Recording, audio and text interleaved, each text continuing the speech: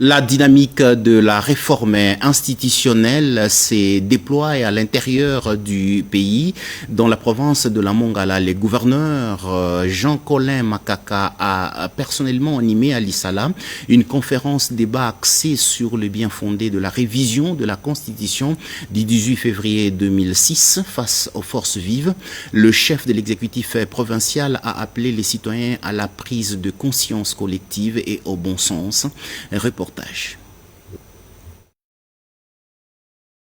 Le grand séminaire de Saint-Pierre et Paul de Lissala a vibré au rythme d'un débat majeur, le changement de la Constitution du 18 février 2006, présenté comme un droit souverain obligatoire du peuple congolais. Le gouverneur de la Mongala, maître Jean-Colin Makaka Papekaka, invité d'honneur et conférencier principal, a livré sa communication autour de deux aspects, notamment la langue de la Constitution et la durée du mandat présidentiel. Nous avons fait savoir que la Constitution était document interne d'un peuple qui conserve les informations d'origine, l'actualité et qui projette l'avenir d'un peuple doit être suffisamment connu par ses propriétaires. Et parce que la Constitution en vigueur a été élaborée sans participation active des Congolais, c'est ce que nous exigeons qu'on puisse la changer. Il est possible de doter la République démocratique du Congo une nouvelle constitution à condition que les initiateurs parviennent à convaincre la population, a indiqué l'abbé professeur Maoka Augustin, secrétaire académique au grand séminaire interdiocésain Saint-Pierre et Paul de Lissala.